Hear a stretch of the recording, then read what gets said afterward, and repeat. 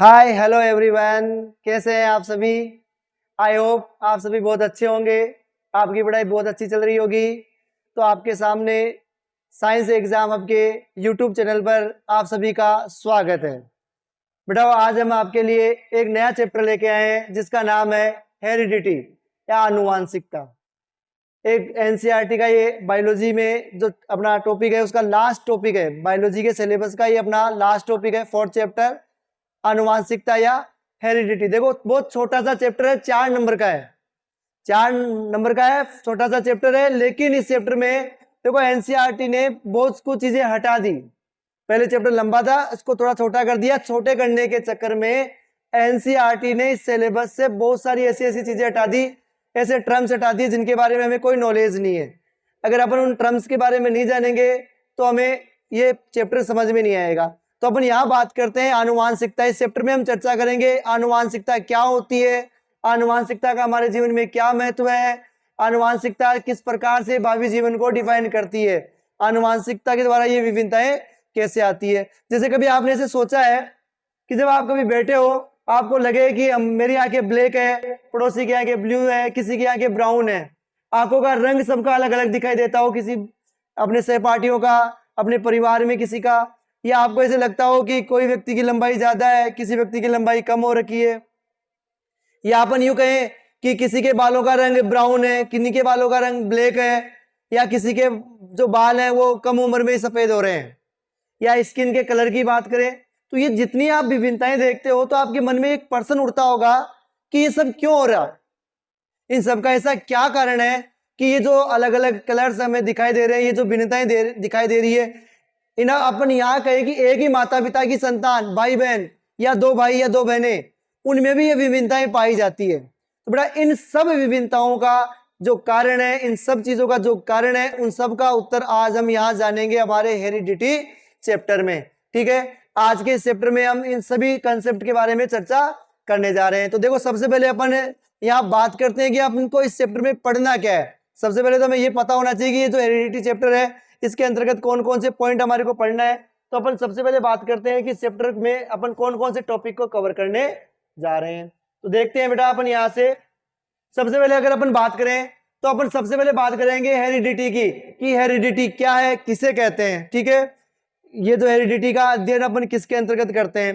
फिर उसके बाद में अपन बात करेंगे फादर ऑफ जेनेटिक्स, आनुवांशिकी का जनक कौन है। ठीक है, उसके बारे में डिटेल से चर्चा करेंगे। फिर अपन बात करेंगे सम इंपॉर्टेंट टर्म्स की, जैसे कि अपन को मैं पहले भी बताया आपको कि हमारी एनसीईआरटी बुक ने सिलेबस को छोटा करने के साथ साथ इसमें कुछ टर्म्स का सिर्फ नाम दिया है, उनके बारे में और कुछ भी नहीं बताया। आपके जितने भी एक्सप्लेनेशंस आएंगे, एक्सपेरिमेंट्स आएंगे, जो नियम आएंगे, इनमें इन टर्म्स का बहुत ज्यादा इस्तेमाल होगा। लेकिन अगर हमें इन टर्म्स के बारे में जानकारी नहीं है तो अपन फिर उनको रटते रह जाएंगे। बेटा अगर आज आप इस वीडियो में अंत तक बने रह गए ना तो इस चैप्टर को आपको पूरे सेशन में दोबारा पढ़ने की आवश्यकता नहीं है, इतना विश्वास मैं आपको दिला सकता हूं। अपन इस प्रकार से चैप्टर का अध्ययन करेंगे, इन टर्म्स का अध्ययन करेंगे, इन शब्दावली को पढ़ेंगे कि दोबारा कभी भी आपको इस चैप्टर को पढ़ना नहीं पड़े। छोटा सा चैप्टर है, 4 नंबर का है, 1 नंबर भी आपका कहीं नहीं जाएगा। तो आप इस वीडियो में अंत तक जरूर बने रहें और सारे कंसेप्ट को फॉलो करें। ठीक है, इसके बाद में अपन बात करेंगे कि मेंडल कौन था, मेंडल ने आनुवांशिकी के लिए क्या योगदान दिया, उन्होंने क्या किया। ठीक है, इसके बाद में मेंडल के नियमों के बारे में चर्चा करेंगे। अपन इसमें बात करेंगे जो लक्षण है वो किस प्रकार से प्रकट होते हैं, जो लक्षण है वो किस प्रकार से प्रकट हो रहे हैं। और सबसे लास्ट में अपन बात करेंगे सेक्स डिटर्मिनेशन की, मानव में लिंग का निर्धारण किस प्रकार से होता है। तो इस चैप्टर में अपन इन सब चीजों के कंसेप्ट का चर्चा करेंगे। अच्छा, हेरिडिटी वाले चैप्टर में काफी विद्यार्थियों की शिकायत है जो स्कूल्स में भी पढ़ते हैं या और एनसीईआरटी की बुक से भी उन्होंने अध्ययन किया है कि सर हम ये चैप्टर पढ़ तो रहे हैं लेकिन कई चीजें या कई कंसेप्ट ऐसे आ रहे हैं जो हमारे समझ में नहीं आए।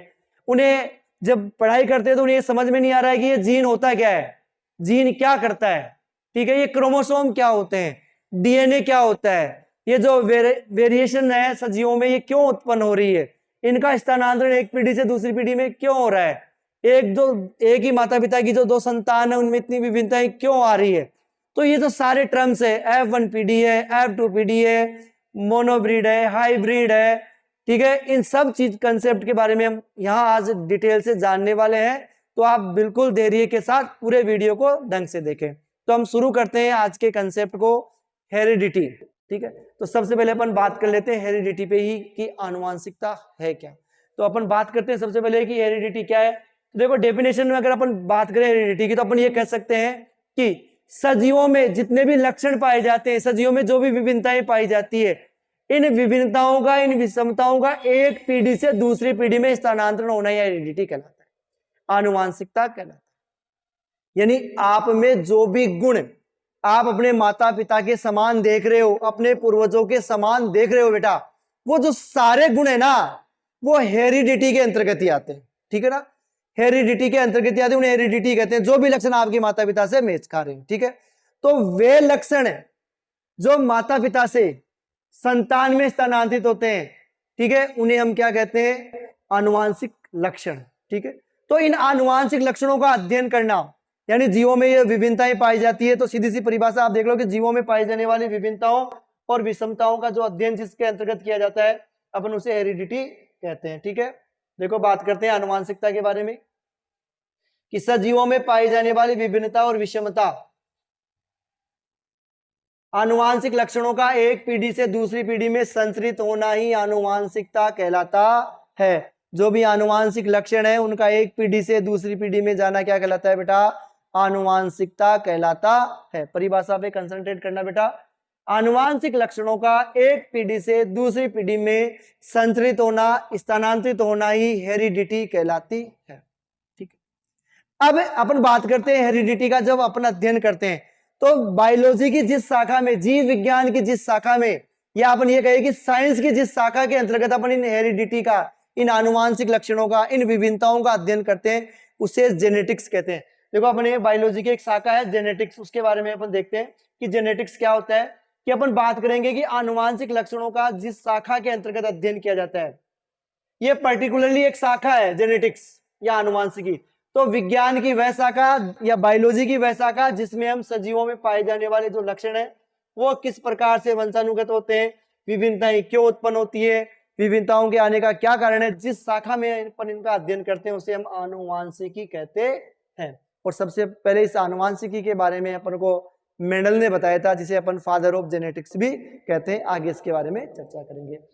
तो आनुवंशिक लक्षणों का एक पीढ़ी से दूसरी पीढ़ी में जाना आनुवंशिकता या हेरिडिटी कहलाता है। लेकिन हेरिडिटी का अध्ययन करना, इन विभिन्नताओं का अध्ययन करना, कौन कौन से आनुवंशिक लक्षण है, जैसे माता पिता से संतान में कौन से लक्षण आए, मान लो माँ की आंखें ब्राउन है, पिता की आंखें ब्लैक है, और आने वाली संतान की आंखें मान लो ब्लैक है, तो वो ब्लैक ही क्यों हुई। ठीक है, पिता से उसने कौन से लक्षण लिए, माता से उसने कौन से लक्षण लिए, तो जीवों में कौन से लक्षण स्थानांतरित हो रहे, कौन से होंगे, कौन से नहीं हो रहे, कौन से दिख रहे हैं, कौन से नहीं दिख रहे, इन सब बातों का जिस शाखा के अंतर्गत अध्ययन करते हैं उस शाखा को बेटा हम कहते हैं जेनेटिक्स। तो आनुवंशिकता लक्षणों का स्थानांतरण होना और जेनेटिक्स ये।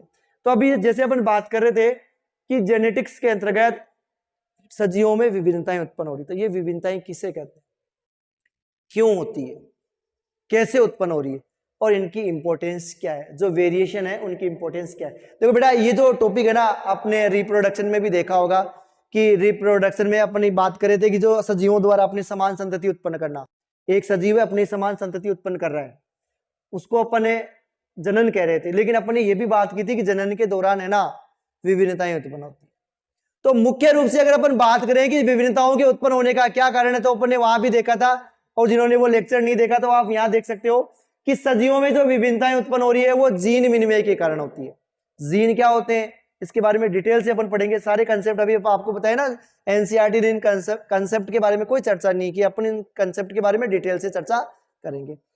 तो ये जो जीन विनिमय होते हैं, जो आनुवंशिकी के लक्षणों को नियंत्रित रखते हैं, उन जीन विनिमय के कारण जो जनन के दौरान गैमेट्स बन रहे हैं, उन गैमेट्स का जो फ्यूजन हो रहा है, नर गैमेट्स जब फीमेल गैमेट से मिल रहा है, उस समय जो बेटा ये जीन का आदान प्रदान हो रहा है, कुछ गुण माता से कुछ गुण पिता से, उस जीन विनिमय के दौरान ये विभिन्नताएं उत्पन्न हो जाती है। क्योंकि आपको पता है कि सेल में डीएनए होता है, सेल में आपके डीएनए पाया जाता है, उस डीएनए की फोटो प्रति बनती है, प्रतिकृति बनती है। ठीक है, तो डीएनए रेप्लिकेशन के दौरान जो आपकी कोशिकाओं में डीएनए है, इस डीएनए रेप्लिकेशन के दौरान जब इसकी प्रतिकृतियां बनती है तो इसमें कुछ एरर रह जाते हैं ना, कुछ एरर्स रह जाते हैं। इन एरर्स के कारण अपने वहां देखा था ना कि डीएनए एक ऐसा बच्चा है जो दूसरे की नकल तो करता है लेकिन अकल नहीं है इसमें, नकल करते हुए भी वो एरर्स कर देता है, गलतियां कर देता है।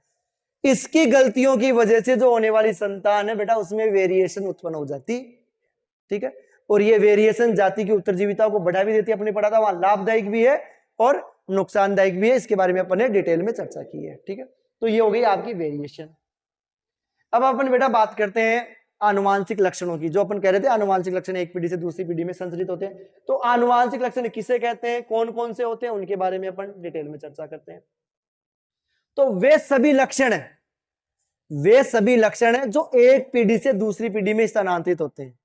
वे सभी लक्षण जो एक, वैसे तो पहले बात करेंगे ट्रेट या लक्षण क्या होते हैं, कि जो सजीवों में अपन दिखाई देने वाले जो लक्षण है, अपन जो सजीवों में बाहर से जो लक्षण दे रहे हैं या सजीव जिसके कारण कार्य कर रहे हैं, वो सभी जो लक्षण है या जो वो सभी विशेषताएं, वो जो सभी परिवर्तन है जो शरीर में परिवर्तन हो रहे हैं, जो हमारे को दृष्टिगोचर हो रहे हैं, दिखाई दे रहे हैं, उन सभी को अपन लक्षण कहते हैं। दो प्रकार के हो सकते हैं, आनुवांशिक लक्षण और उपार्जित लक्षण, ठीक है। तो सबसे पहले अपन बात करते हैं उनके डिफरेंस के बारे में भी चर्चा करेंगे। पहले अपन बात करते हैं जो आनुवांशिक लक्षण है वो अपन किसे कहते हैं, इनहेरिटेंस किसे कहते हैं। तो वे लक्षण है जो एक पीढ़ी से दूसरी पीढ़ी में स्थानांतरित होते हैं, उन्हें आनुवांशिक लक्षण कहते हैं।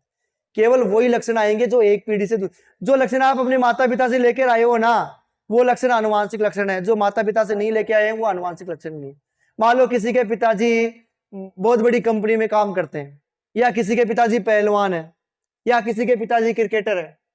जैसे अपन बात करें लता मंगेशकर है, बहुत बड़ी गायक थी, अब जरूरी थोड़ी है उसकी जो संतानें हैं वो गायकी बने, उनमें वो गुण आई। या फिर कोई पहलवान है, उसकी जो संतान हो रही है तो जरूरी है कि वो बचपन से पहलवान हो जाएगी या बड़ा होके भी पहलवान बने। हो सकती है वो बहुत बड़ी कमजोर रह जाए, या हो सकता है वो और किसी फील्ड में आगे बढ़ जाए। तो ये जो लक्षण है आनुवांशिक लक्षण जो जनक में आएंगे वही कहलाएंगे। जैसे मान लो आपके माता और पिता में से किसी की आंखें ब्लू थी, आपकी भी आंखें ब्लू हो गई, या ब्राउन थी आपकी आंखें ब्राउन हो गई, ब्लैक थी आपकी आंखें ब्लैक हो गई। तो ये जो आंखों का कलर है जो आप लेके आ रहे हो बेटा, यही है आनुवांशिक लक्षण। बालों का ब्राउन होना, ब्लैक होना, व्हाइट होना, ये आनुवांशिक लक्षण है, ठीक है। हाइट, कुछ भी करने के पश्चात भी हाइट नहीं बढ़ रही है। आपने अध्ययन किया कि माता जी की हाइट भी छोटी है, अपने फादर की हाइट भी छोटी है, तो आप कुछ भी कर लो आपकी हाइट नहीं बढ़ेगी, क्योंकि ये हाइट का जो जीन है आप कहां से लेके आए हो, माता पिता से। तो केवल वे और वे लक्षण है, ओनली वे लक्षण है, वे ट्रेट्स जो माता पिता से, जनक पीढ़ी से, पेरेंट्स पीढ़ी से संतति में आ रहे हैं, वही लक्षण आनुवांशिक लक्षण कहलाएंगे। तो सीधी सी परिभाषा है कि वे लक्षण जो एक पीढ़ी से दूसरी पीढ़ी में या जो पीढ़ी दर पीढ़ी ट्रांसफर होने वाले लक्षणों को आनुवांशिक लक्षण कहते हैं। ये आनुवांशिक लक्षण भी बेटा 2 टाइप्स के होते हैं। कितने टाइप्स के होते हैं? 2। एक तो होता है प्रभावी, एक होता है प्रभावित। मान लो अभी जैसे अपन बात कर रहे थे माता पिता की आईज का कलर, माता जी की आईज ब्राउन है, पिताजी की आईज ब्लैक है, और संतान की आंखें भी ब्लैक हो गई। तो आप यहाँ ये कहोगे कि जो लक्षण अपना प्रभाव दिखा रहा है वो प्रभावी या डोमिनेंट लक्षण है। जो अपने आप में प्रकट हो रहा है वो डोमिनेंट लक्षण है, और जो अपने आप को प्रकट नहीं कर पा रहा ना, उन्हें रिसेसिव या अप्रभावी लक्षण कहते हैं, ठीक है। तो ये 2 प्रकार के होते हैं, इनके बारे में अपन देख लेते हैं एक बार। वे लक्षण जो पीढ़ी दर पीढ़ी संचरित होते हैं या जनक से संतति में आते हैं, आनुवांशिक लक्षण कहलाते हैं। 2 प्रकार के होते हैं, डोमिनेंट एंड रिसेप्सिव, ठीक है। डोमिनेंट और रिसेप्सिव ध्यान रखना। वे लक्षण जो F1 पीढ़ी में प्रकट होते हैं, ध्यान रखना ये F1 पीढ़ी क्या होती है अपन अभी पढ़ेंगे, जनक से प्राप्त होने वाली पीढ़ी की बात करें। वे लक्षण जो F1 पीढ़ी में अपना प्रभाव दिखाते हैं, अपना इफेक्ट दिखाते हैं, वो डोमिनेंट ट्रेट्स कहलाते हैं। और जो अपना प्रभाव नहीं दिखा पाते बेटा, उन्हें रिसेप्सिव ट्रेट्स या अप्रभावी लक्षण कहते हैं। जैसे अगर अपन एक प्लांट की बात करें तो उसमें ये जो एक लक्षण है जो अपना प्रभाव प्रकट करेगा, कैपिटल T, टालनेस के लिए, तो ये प्रभावी लक्षण कहलाएगा। एक स्मॉल t है जिसके बारे में अपन बात करेंगे, ये अपना प्रभाव नहीं दिखा पाएगा तो अपन अप्रभावी लक्षण कहेंगे। यहाँ अपन लिख सकते हैं जैसे डोमिनेंट ट्रेट्स में कैपिटल T, या इसमें लिख सकते हैं स्मॉल t, इसमें आप लिख सकते हो कैपिटल T और स्मॉल t, यहाँ पे भी ये प्रभावी, ठीक है। एग्जाम्पल देना चाहिए तो अपन इस प्रकार से एग्जाम्पल दे सकते हैं। तो आनुवांशिक लक्षण जो पीढ़ी दर पीढ़ी संचरित होते हैं आनुवांशिक। अब आनुवांशिक में भी पेरेंट्स में से जो लक्षण संतति में प्रकट हो रहा है वो प्रभावी, और जो प्रकट नहीं हो पा रहा वो अप्रभावी। हमेशा कैपिटल लेटर वाला लक्षण प्रभावी होगा, ये जरूर ध्यान रखें। अब जैसे अपन बात करें जो ट्रेट है, लक्षण है, वो दो प्रकार के होते हैं। एक तो अपन बात करें बेटा इनहेरिटेंस, जिसे अपन कह रहे थे आनुवांशिक, आनुवांशिक लक्षण। एक अपन बात करेंगे एक्वायर्ड ट्रेट्स, उपार्जित लक्षण।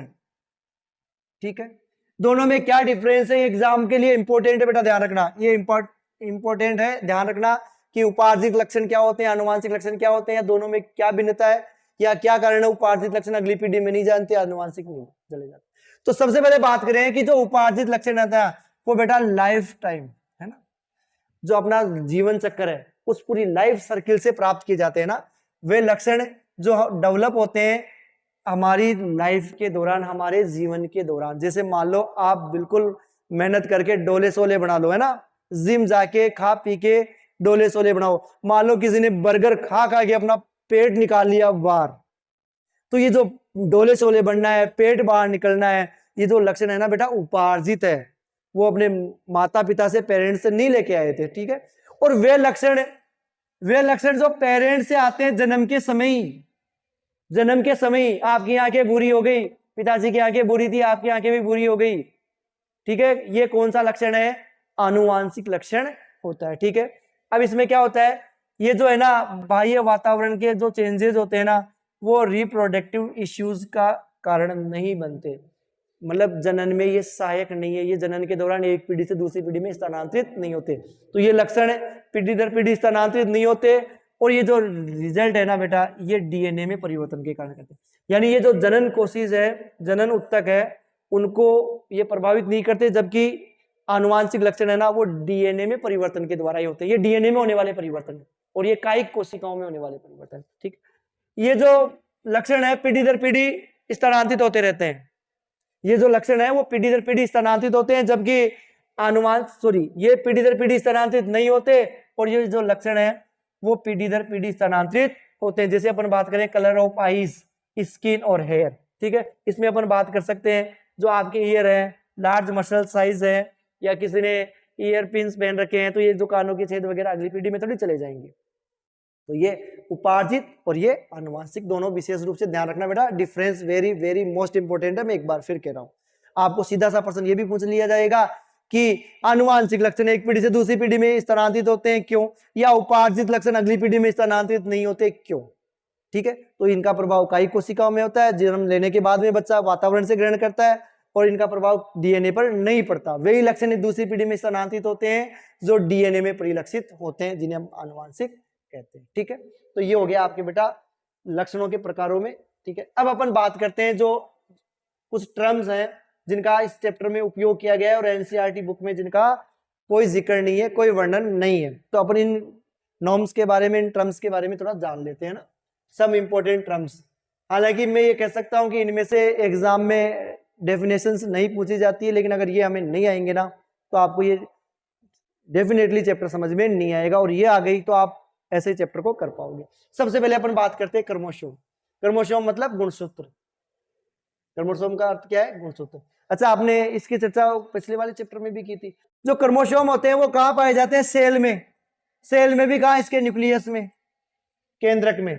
ये तंतुनुमा धागेनुमा जो संरचनाएं हैं ये बेटा क्रोमोसोम कहलाते हैं। ये प्रोटीन्स होते हैं विशेष प्रकार की, इनमें प्रोटीन संश्लेषण के लिए या आनुवांशिक गुणों के लिए सूचनाएं निहित होती है। इस गुणसूत्र का ही भाग होता है डीएनए, डीऑक्सीराइबोस न्यूक्लिक अम्ल। नाम ध्यान रखना, डीऑक्सीराइबो न्यूक्लिक अम्ल। क्लियर है। अब इस जो डीएनए का एक भाग होता है, इस डीएनए का एक खंड, एक टुकड़ा, जिसे हम क्या कहेंगे बेटा, जीन। ठीक है, आनुवांशिकी की इकाई, इसके बारे में भी अगले आगे और पढ़ेंगे। आनुवांशिकी की इकाई यही है वो जो जनक से गुणों को अगली पीढ़ी में ट्रांसफर कर रहा है। ठीक है, जीन। तो आपको यह भी पूछा जा सकता है आनुवांशिकी की इकाई को क्या कहते हैं, तो आनुवांशिकी की इकाई जीन। आनुवांशिकी की क्रियात्मक इकाई जीन। ठीक है, तो आनुवांशिकी की इकाई है ये जीन। ध्यान रखना, कहां पाया जाता है, डीएनए पर पाया जाता है, डीएनए का एक टुकड़ा होता है। ठीक है, यही चीज है कि जीन आनुवांशिकी की इकाइयां हैं जो प्रजनन के दौरान माता पिता से उसकी संतानों में विशेषताओं को ट्रांसफर करते हैं। और ध्यान रखना, अगर आपके बेटा ये स्लाइड समझ में आ गई ना, ये वाला, कि कोशिका में न्यूक्लियस में क्रोमोसोम होते हैं, क्रोमोसोम में डीएनए, और डीएनए का कोई पार्ट होता है, टुकड़ा होता है, खंड होता है, जिसे हम क्या कहते हैं, जीन। जीन की परिभाषा यही कहेंगे कि लक्षणों को नियंत्रित करने वाली आनुवांशिकी की इकाई। जीन हमारे लक्षणों को नियंत्रित करता है। ये आपकी आंखों का रंग काला, पीला, नीला जो भी है, बालों का रंग जो भी है, आपकी हाइट जो भी है, स्किन का कलर जो भी है, इन सबको कौन नियंत्रित कर रहा है बेटा? जीन नियंत्रित करता है। ठीक है, ये ध्यान रखना, ये सभी चीजें जीन के द्वारा नियंत्रित होती है। तो ये एक विशेष होता है, लक्षण विशेष के लिए, हर लक्षण के लिए अलग अलग जीन पाए जाते हैं। तो हर लक्षणों के लिए विशेष प्रकार के जीन पाए जाते हैं। तो आप जीन को कह सकते हो कि लक्षणों को नियंत्रित करने वाली आनुवांशिकी की इकाई जीन कहलाती है। ठीक है, आगे अपन टर्म्स में बात करते हैं एलील्स की। ठीक है, एलील्स, देखो एलील्स क्या होते हैं? युग्मक। ये क्या होते हैं? Different forms of a given genes. ये एक ही जीन के दो विपरीत स्वरूप, जो जीन है उसकी विपरीयासी स्वरूप, डिफरेंस।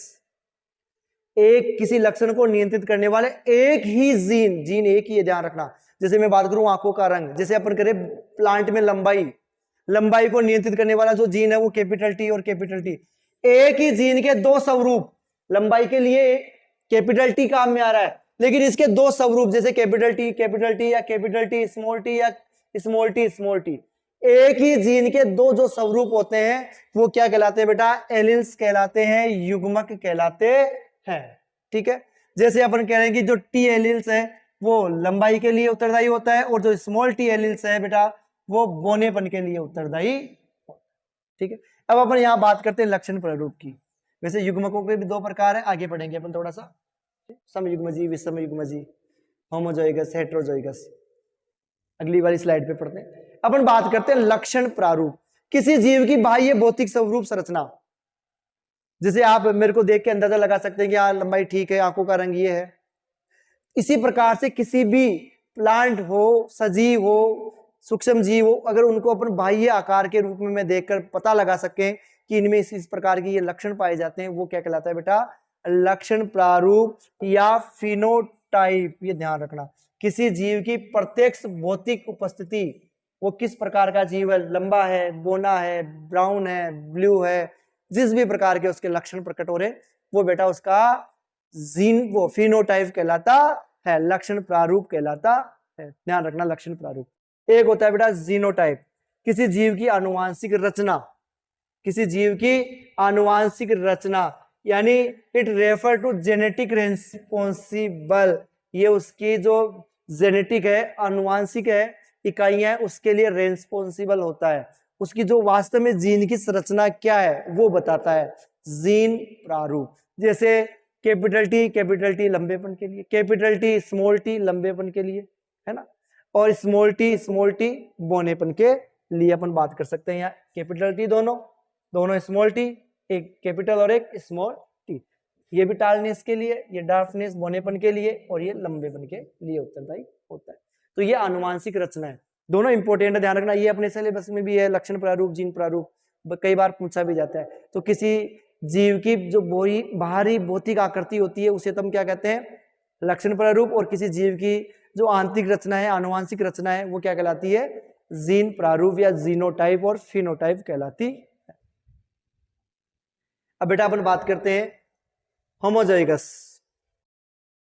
जैसे अभी अपने एलील्स के बारे में चर्चा की थी, ये एलील्स के टाइप हैं। ये है बेटा समयुग्मजी एलील्स, समयुग्मजी। जैसे अपने कहा कि किसी जीन को या किसी लक्षण को नियंत्रित करने वाले जीन के स्वरूप युग्मक कहलाते हैं। उस युग्मक में अगर दोनों स्वरूप एक समान है, अगर उस एलील्स की दोनों प्रतियां एक समान है, तो वो बेटा कहलाती है होमोजोइगस। अगर दोनों प्रतियां अलग अलग है तो वो कहलाती है हेटेरोजोइगस। ठीक है, जैसे अपन बात करते हैं same type of alleles, same type, किसी युग्मक की समान प्रतियां, अगर दोनों प्रतियां एक समान है, जैसे अपन बात करें कैपिटल टी, या अपन बात करें स्मॉल टी, दोनों ही युग्मक में दोनों ही प्रतियां एक समान है, ये होमोजोइगस समयुग्मजी। ये दोनों प्रतियां समान है, ये दोनों समयुग्मजी। ये वर्ड बड़े इंपॉर्टेंट है, ध्यान रखना। अच्छा, आपके सिलेबस में है ना, इन दोनों टर्म्स का इस्तेमाल नहीं करके वो करता है प्योर एंड इनप्योर, प्योर एवं इनप्योर, शुद्ध एवं अशुद्ध वर्ड का इस्तेमाल कर रखा है। तो ध्यान रखना, जो होमोजोइगस होता है उसे शुद्ध कहते हैं, जो हेटेरोजोइगस होता है उसे अशुद्ध कहते हैं, प्योर एवं इम्प्योर। भाई शुद्ध लंबे क्या है, अशुद्ध लंबे क्या है, शुद्ध बोने कौन से हैं, तो इन वर्डों का इस्तेमाल किया गया। तो समयुग्मजी लंबे या होमोजोइगस लंबे। हेट्रोजोइगस लंबे मतलब अशुद्ध लंबे, ठीक है। जैसे अपन कहे कि ये दोनों प्रतियां कैपिटल बी और कैपिटल बी समान है, स्मॉल बी समान है, होमोजोइगस। या कैपिटल बी स्मॉल बी है, स्मॉल बी या कैपिटल बी है, दोनों प्रतियां अलग अलग है, ठीक है। युग्मक की दोनों प्रतियां अलग है, विषम युग्मजी, युग्मज की दोनों प्रतियां समान है, सम युग्मजी। क्लियर है? क्लियर है ना बेटा टर्म्स? ठीक है, आगे देखते हैं। अब आगे बात करते हैं अपन F1 पीडी और F2 पीडी की, जो कि अपन पहले बात कर रहे थे। देखो ध्यान रखना, सीधी सी परिभाषा है, ध्यान रखना कि अपन जनक में पेरेंट्स से जो पीडी प्राप्त हो रही है, अपन मान लो किसी पीडी का अध्ययन कर रहे हैं, तो उसके जो पेरेंट्स है, उस पेरेंट्स से प्राप्त होने वाली जो प्रथम पीडी है वो F1 पीडी कहलाएगी। जैसे अपन मटर के लंबे लंबे पौधों को उगाए, बोने बोने पौधों को उगाए, दोनों में क्रॉस करवाए, तो जो पहली पीढ़ी प्राप्त होगी उसे F1 पीढ़ी, ठीक है। मान लो आपके जो पेरेंट्स है वो F1 पीढ़ी, वो जनक पीढ़ी, आप F1 पीढ़ी।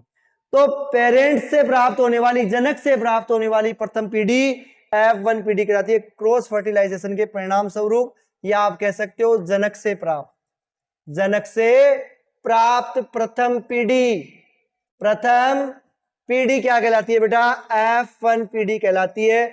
और अगर आप F1 पीढ़ी के पौधों में परागण करवाते हो, क्रॉस करवाते हो, उससे कोई पीढ़ी प्राप्त करते हो, तो बेटा वो F2 पीढ़ी कहलाती है। यानी F1 पीढ़ी के स्व निषेचन के परिणाम स्वरूप उत्पन्न पीढ़ी क्या कहलाती है? F2 पीढ़ी कहलाती है। तो ये F1 और F2 ध्यान रखना। अच्छा, इसके अलावा कुछ एक वर्ड और है अपने, अपन बात करते हैं यहाँ हेप्लॉइड अगुणित और द्विगुणित डिप्लॉइड की, ठीक है। अपन बात करते हैं अगर किसी कोशिका में, किसी गुणसूत्र में अगर एक ही प्रति हो, अगर अगुणित कोशिकाओं में गुणसूत्रों का केवल एक सेट होता है, अगर कोशिकाओं में गुणसूत्रों का एक सेट होता है तो उसे अगुणित कहते हैं। और जो गुणसूत्रों का अगर दो सेट होते हैं, द्विगुणित में दो सेट होते हैं, तो उसे हम कहते हैं डिप्लॉइड, ठीक है। अगुणित और द्विगुणित कोशिकाएं, ठीक है। गुणसूत्रों का एक सेट होता है अगुणित में, गुणसूत्रों के दो सेट या 2n कोशिकाएं होती है द्विगुणित में, ठीक है। तो ये कुछ महत्वपूर्ण वर्ड थे अपने आनुवांशिक से संबंधित, जिसे हमें जानना बहुत आवश्यक था। इनके बगैर अपना आगे का चैप्टर संभव नहीं हो पाएगा। तो आप इन टर्म्स को बेटा एक बार जरूर रिवाइज करें, ये अगर याद है तो आगे का चैप्टर अपने लिए बहुत ईजी। अब अपन बात करते हैं मेंडल के बारे में, आनुवांशिकी में सबसे बड़ा योगदान देने वाला, father of genetics. Very very important question है। आनुवांशिकी का जनक किसे कहते हैं? फादर ऑफ जेनेटिक्स किसे कहते हैं? मेंडल। पूरा नाम क्या है? ग्रेगर जॉन मेंडल, ठीक है। तो मेंडल ने क्या किया हमारे लिए, क्यों, कैसे किया, ठीक है। तो मेंडल के बारे में जानते हैं। देखो मेंडल ऑस्ट्रिया का रहने वाला। मेंडल का जन्म 22 जुलाई 1822 को ऑस्ट्रिया के ब्रून शहर के सिलिसियन गांव में हुआ था। अगर संक्षिप्त में अगर आप इसका जीवन परिचय पढ़े, हालांकि एग्जाम में नहीं पूछा जाता, फिर भी हमें पता होना चाहिए कि 22 जुलाई 1822 को मेंडल का जन्म हुआ था ऑस्ट्रिया के ब्रून शहर में, सिलिसियन गांव में, ठीक है। वहां एक चर्च में ये पादरी के पद पे कार्य करते थे, दर्शन शास्त्र में इन्होंने डिग्री ली थी। वहां चर्च पे रहते हुए उन्होंने उद्यान मटर पर अपने आनुवांशिकी के प्रयोग किए, ठीक है। आनुवांशिकता के ऊपर अपने सारे प्रयोग किए, और मेंडल के द्वारा किए गए इन प्रयोगों को बेटा मेंडलवाद के नाम से जाना जाता। देखो मेंडल है नाम, है ना, Mendel, Gregor John Mendel. Mendel, mental नहीं बेटा। वैसे अपन कहें कि ये मेंटल ही था जो इन्होंने आनुवांशिकता के प्रयोगों के ऊपर खोज की। देखो अपन किसी भी खोज के बारे में कहते हैं तो किसी खोज के लिए कोई चीज कैसे पर्वत होगी। माना अपन एक ऐसे थ्योरी बनाते हैं, एक छोटी सी कहानी देखते हैं, हो सकता है ये सत्य नहीं है, लेकिन अपन ये कहते हैं कि मेंडल एक दिन जा रहा था। अगर अपन मेंडल के बारे में देखें कि मेंडल ने अपने प्रयोगों के बारे में कैसे खोजा, क्या वैज्ञानिक अपनी खोजों के लिए कैसे पर्वत होते हैं, तो अपन ये बात करते हैं जैसे मेंडल एक दिन जा रहा था, तो उसे रास्ते में एक बालक दिखाई दिया जिसकी आंखें ब्राउन थी। तो उसने कहा यार इसकी आंखें ब्राउन कैसे है। उन्होंने उसके पेरेंट्स को देखा, जिनमें से पेरेंट्स की एक की आंख ब्राउन थी, एक की ब्लैक थी। तो उन्होंने कहा यार ये क्या माजना है? ऐसा कैसे हो गया कि इसकी आंखें ब्राउन है, एक की आंखें ब्लैक और इसकी ब्राउन हो गई। मैं तो ये सोच रहा था कि इसकी आंखें दोनों के बीच की हो। आपके मन में भी कभी ख्याल आया हो, अगर अपने अड़ोसी पड़ोसी को देखा हो, अपने क्लासमेट्स को देखा हो, अपने रिलेटिव्स को देखा हो कि किसी की आंखें ब्लैक है, किसी की ब्लू है, किसी की ब्राउन है, ऐसा क्यों?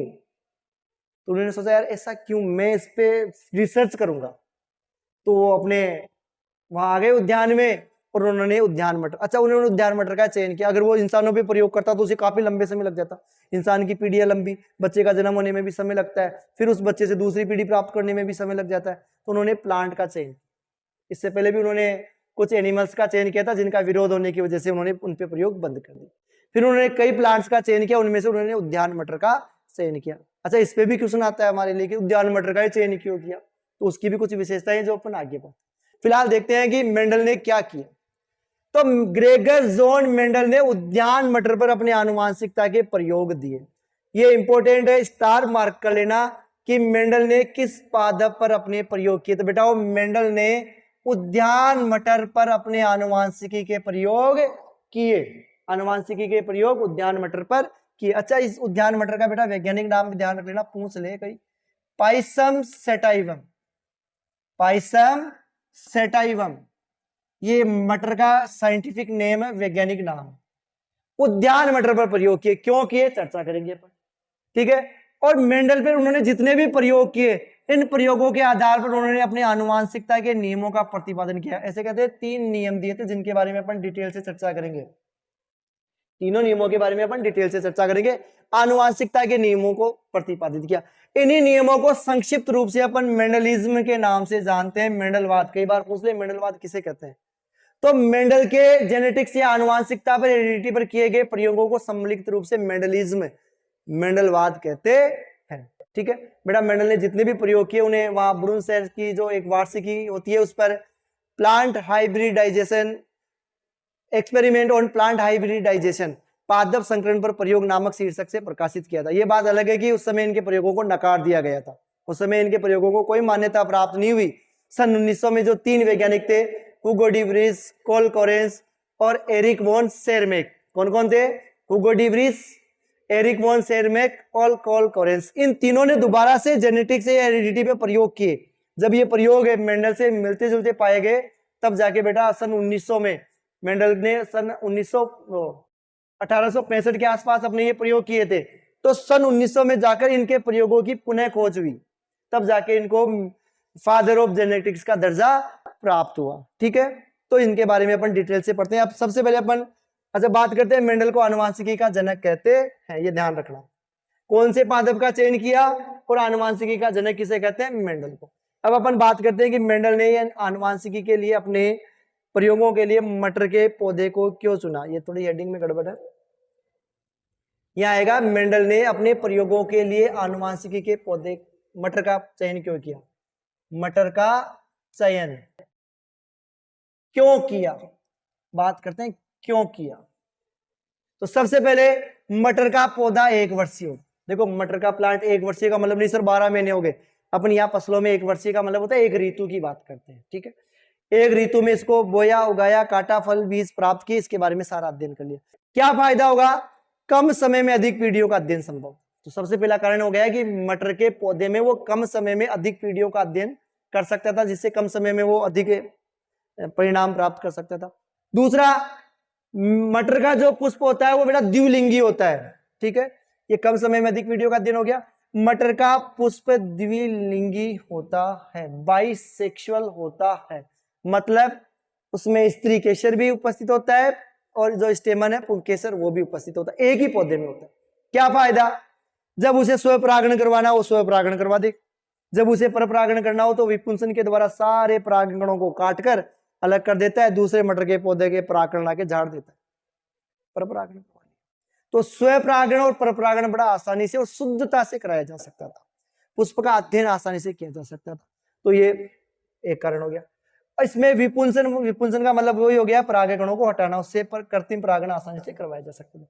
वेरी मोस्ट इंपोर्टेंट कारण, मटर के पौधे में 7 जोड़ी विपर्यासी लक्षणों का पाया जाना। आपको ये पूछे कि मटर के पौधे में कितने जोड़ी विपर्यासी लक्षण पाए जाते हैं, तो बेटा मटर के पौधे में 7 जोड़ी विपर्यासी लक्षण पाए जाते, सबसे बड़ा कारण।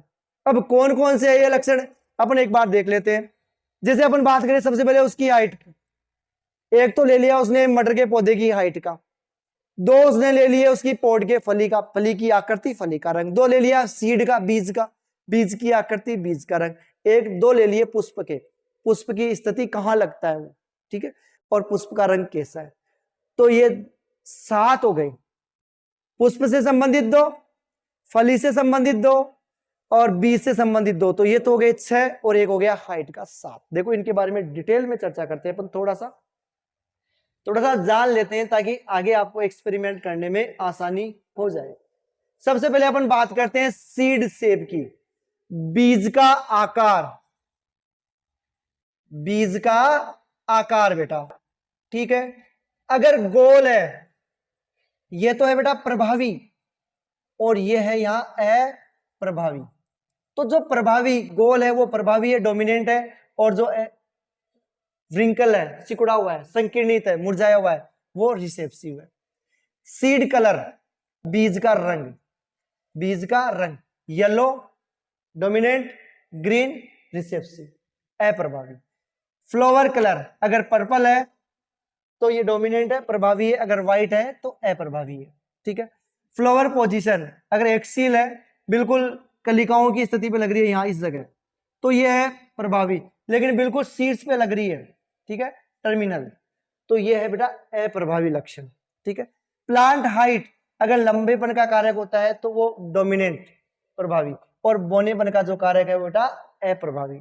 बात करते हैं पोड शेप, फली का आकार, जो फली है उसका आकार, अगर वो फूली हुई है तो बेटा प्रभावी है, और अगर वो सिकुड़ी हुई है, संकीर्णित है, तो हम ये कह सकते हैं वो अप्रभावी है। एक अपन बात करते हैं पोड कलर की या फली के रंग की।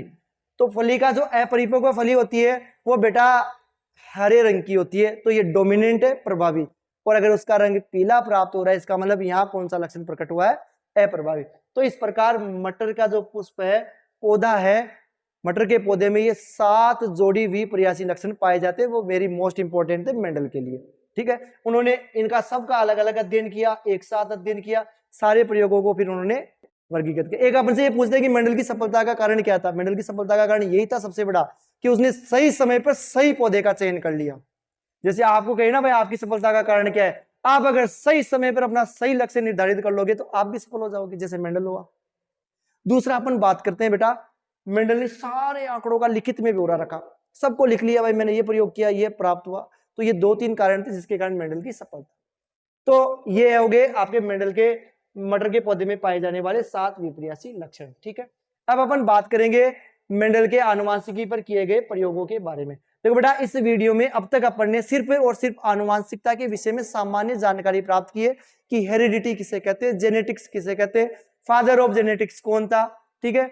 अपने बात किया कि ये डोमिनेंट ट्रेट्स क्या होते हैं, रिसेप्टिव ट्रेट्स क्या होते हैं, होमोजाइगस क्या होते हैं, हेट्रोजाइगस क्या होते हैं, यानी जो समयुग्मजी, विषम युग्मजी, युग्मक है, जीन है, डीएनए, ये जो सारी आपके पास टर्म्स थी, ये आपको एनसीईआरटी की बुक में नहीं मिलेगी, अपने सिलेबस में नहीं मिलेगी। अगर आप इनको यहाँ से पढ़ लिए ना तो आगे के जो एक्सपेरिमेंट अपन पढ़ने जा रहे हैं मेंडल ने आनुवंशिकता के आधार पर जो भी 2 प्रयोग किए थे, एकल संकरण, द्वितीय संकरण, है ना, उन दोनों के बारे में अपन को अच्छे से समझ में आएगा। तो आज के वीडियो में हम सिर्फ इतना ही देखेंगे, मेंडल के द्वारा किए गए आनुवंशिकी के प्रयोगों के बारे में अपन कल के वीडियो में देखेंगे, और इनको अगर आप रिवीजन करके आओगे ना तो मैं गारंटी दे रहा हूं दोबारा से उन प्रयोगों को हाथ पढ़ने की आवश्यकता ही नहीं पड़ेगी। एक बार यहाँ बोर्ड से समझो, थ्योरी अपने आप आ जाएगी, ठीक है। तो अगर आप तक कोई न्यू सब्सक्राइबर आया, यूजर आया है जिसने वीडियो को अब तक लाइक नहीं किया है, तो वीडियो को सबसे पहले बेटा लाइक कर दें, सब्सक्राइब कर लें, ठीक है। और संभव हो सके तो अपनी जो फ्रेंड्स है जो आपके 9th-10th क्लास में पढ़ रहे हैं उन तक बेटा ये वीडियो जरूर पहुंचाना, बहुत इंपॉर्टेंट है, कई बच्चों की हेल्प हो जाएगी, ठीक है। तो अब आपसे अपन नेक्स्ट वीडियो में मिलेंगे आनुवंशिकता के प्रयोगों के साथ, ठीक है। तब तक के लिए जय हिंद, जय भारत।